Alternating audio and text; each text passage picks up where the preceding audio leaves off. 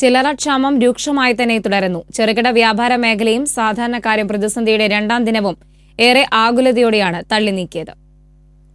500,000 രൂപ നോട്ടുകൾ അസാധുവാക്കിയതിനെ തുടർന്ന് സാധാരണക്കാരന്റെ ജനജീവിതം തുടർച്ചയായ രണ്ടാം ദിനവും ദുരിത സമാനമായിരുന്നു. ചെറുകിട വാണിജ്യ മേഖലയിലെങ്ങും തളർച്ചയും ആലസ്യവുമാണ് പ്രകടമായത്.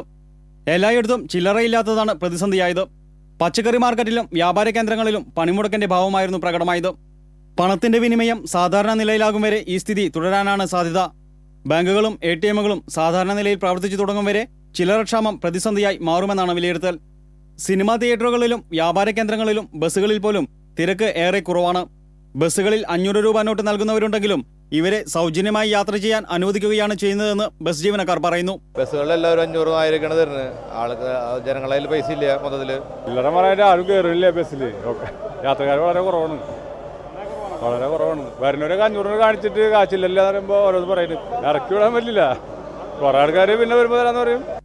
500-ന്റെയും 1000-ന്റെയും നോട്ടുകൾ സ്വീകരിക്കില്ലെന്നും ക്രെഡിറ്റ് കാർഡ്, ഡെബിറ്റ് കാർഡ് എന്നിവ ഉപയോഗിച്ച് സാധനങ്ങൾ വാങ്ങണമെന്നും മിക്ക വ്യാപാര കേന്ദ്രങ്ങൾക്ക് മുന്നിലും അറിയിപ്പുകൾ പതിച്ചിട്ടുണ്ട്. മരുന്ന് കടകളിലും പെട്രോൾ പമ്പുകളിലും ക്രെഡിറ്റ്, ഡെബിറ്റ് കാർഡ് സേവനങ്ങൾ സജ്ജമാക്കി തുടങ്ങിയിട്ടുണ്ട്. ചെറുകിട വ്യാപാര സ്ഥാപനങ്ങൾ ഉപഭോക്താക്കൾക്കായി പറ്റുബുക്ക് സമ്പ്രദായമാണ് ഏർപ്പെടുത്തിയിട്ടുള്ളത്. ചായക്കടയിലും പലചരക്ക് കടകളിലുമെല്ലാം പതിവുകാർ പണം പിന്നീട് ഒന്നിച്ചു നൽകാമെന്ന വ്യവസ്ഥയിലാണ് ഇടപാടുകൾ നടത്തിപ്പോരുന്നത്. TCV news, Thrissur.